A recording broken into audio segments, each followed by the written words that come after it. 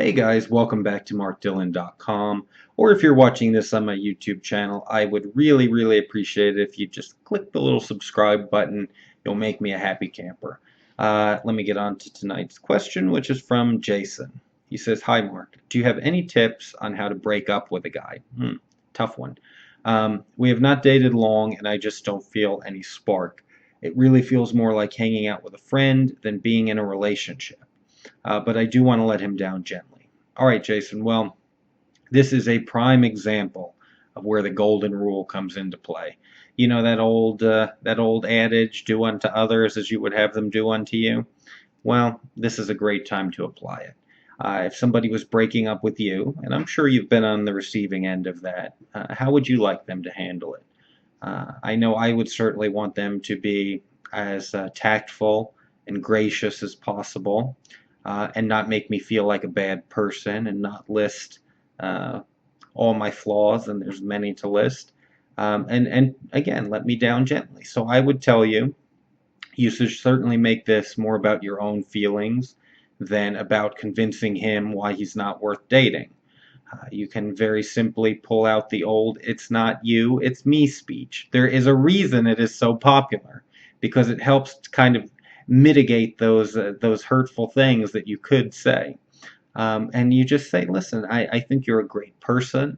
I've enjoyed hanging out with you, but I just don't know what it is, but there's something missing, and I don't think that it's right for me to waste any of your time.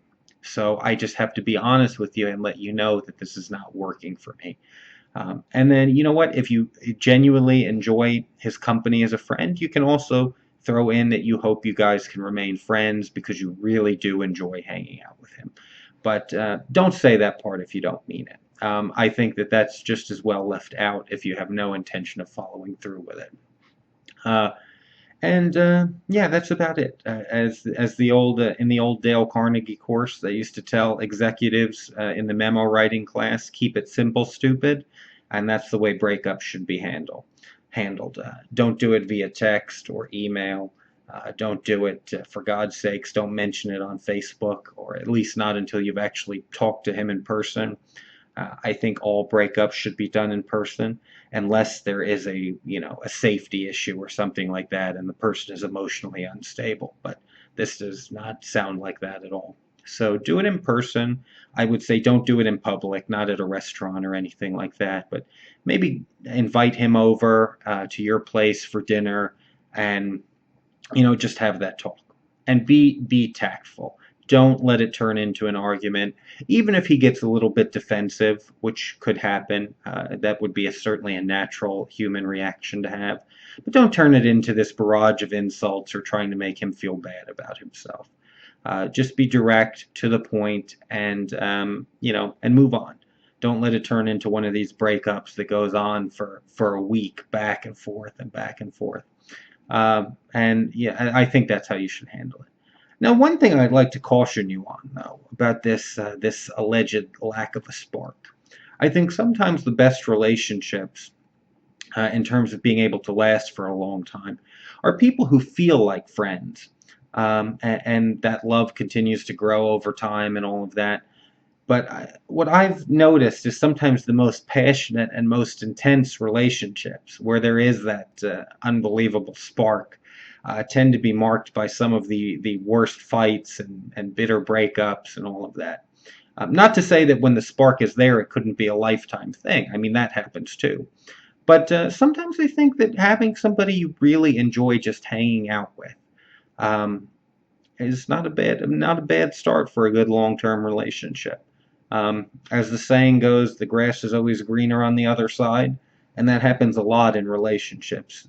People can meet somebody who's perfectly nice, fun, friendly, attractive, and all of that.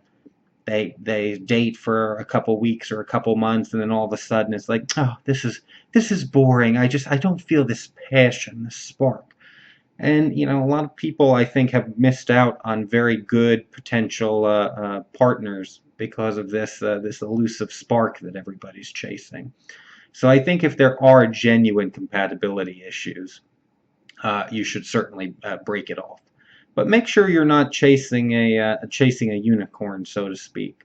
that you're not one of these people that's always in search of this like super passionate love affair.